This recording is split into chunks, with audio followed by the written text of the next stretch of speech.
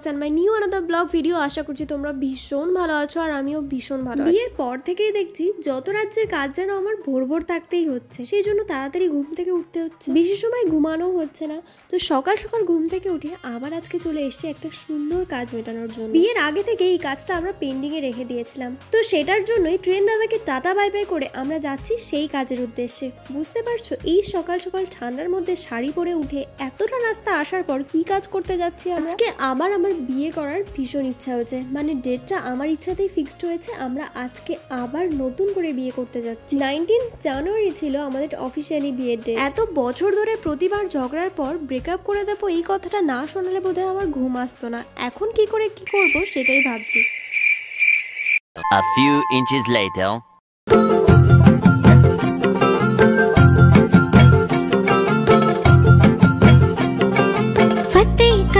किले सारे भेद जाए दीवारे, प्रेम कोई सीधे लागे। अगर मगर बारी बारी जिया को यूं उछाले, जिया नहीं गेंद लागे। फतेह करे किले सारे भेद जाए दीवारे, प्रेम कोई सीध लागे। अगर मगर बारी बारी जिया को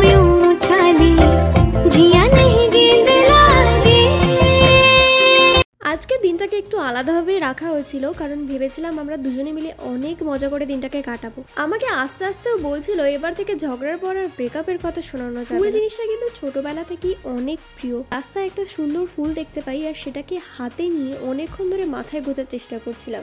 অফিসিয়ালি সমস্ত কাজ ডান করে চলে এসেছি বাড়ি ফেরার পর। ট্রেনের জন্য বসেছিলাম, সামনেই ছিল একটা ঝালমুড়ির দোকান, তো সেইখান থেকে কিছু কিনবো না সেটা হতেই পারে। সাথে ছিল এই হিংলুটা, এই নিয়েছিল আলু কাবলি আর আমি নিয়েছিলাম ঝালমুড়ি, ভীষণ প্রিয় একটা খাবার। ঝালমুড়িটাও তোমাদের সাথে শেয়ার করা হয়নি, সেটা একদম ভুলে মেরে দিয়েছিলাম। ট্রেন চলে এসেছিল, তো আজকের দিনে প্রথমটা প্ল্যানিং করাই ছিল যে কি কি করব, আর তাই সোজা চলে গিয়েছিলাম মামার বাড়িতে। দেখো এত সবুজ সবুজ সবজির মধ্যে এরকম বাঁধাকপি কি কখনো দেখেছো? আমিও দেখিনি, বিশ্বাস করো এটা ফার্স্ট টাইম দেখছি। আর যে সবজিওয়ালাটা বসেছিল ওখানে, সেও বলছে ব্ল্যাক কালারের বাঁধাকপি ওখানে ছিল। শাড়ি নিজের হাতে পরার এক্সপিরিয়েন্স ভীষণই কম, সেই জন্য শাড়ি টাড়ি পরার রিক্স আর নিইনি।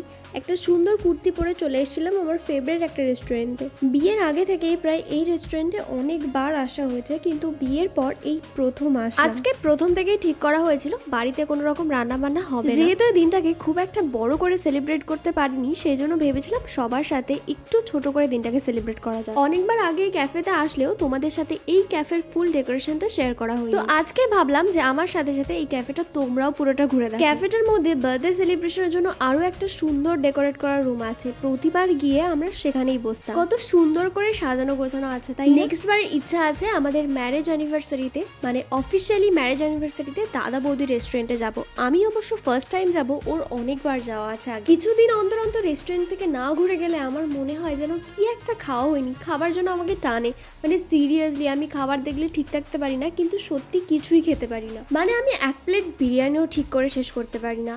যাই হোক, অনেকক্ষণ বসেছিলাম, তারপরে আমরা খাবারটা অর্ডার দিয়েছিলাম, অনেকক্ষণ হয়ে গেছে। তো কি কি খাবার অর্ডার দিয়েছি তোমাদের একবার বলে দিই। প্রতিবার রেস্টুরেন্টে আসলেই বিরিয়ানিটা তো মাস্ট থাকে, তো আজকে ভেবেছিলাম যে আমি বিরিয়ানি খাবো না। আমি আমার ভাই নিয়ে নিয়েছিলাম ফ্রাইড রাইস আর চিলি চিকেন, আর সবাই নিয়েছিল বিরিয়ানি আর তার সাথে চিকেন কষা। ননভেজের মধ্যে চিকেন ছাড়া আর কিছু খাই না বললেই চলে, এত ফেভারিট যে কি বলবো। আর আমার চয়েসে ফ্রাইড রাইস আর চিলি চিকেন সব থেকে বেস্ট কম্বো। তোমরা কি বলো, তোমাদের কোন ডিশটা সব থেকে ভালো লাগে অবশ্যই কমেন্টে চলো। তোমাদের সাথে একটা ঘটনা শেয়ার করি। ছোটবেলায় আমি প্রচন্ড জেদ করতাম, মানে ভীষণ। কোনো কিছু একটা দরকার হলে বা কিছু না পেলে আমি না খেয়ে বসে থাকতাম। তো একবার হয়েছে কি, আমার একটা বারবি ডল ভীষণ পছন্দ হয়েছিল, আর তখন সবাই না বারবি কিনছিল। তখন প্রায় অনেকটাই ছোট ছিলাম, তেমন কিছু বুঝতাম না বললেই চলে। তো সেই জন্য জেদ করেছিলাম ভীষণ ভাবে। প্রায় 2 দিন মতো না খেয়ে থাকার পর 3 দিনের মাথায় বাবা বিরিয়ানি নিয়ে আসা, সেইটা দেখার পর আমি সমস্ত রাগ ভুলে যাই। আর তারপর সেই বারবি আমার আসে 1 মাস পর। বাড়িতে একটু রেস্ট নেওয়ার পর চলে আসি নিওতে, একটা ছোট্ট কেক নেওয়ার ছিল,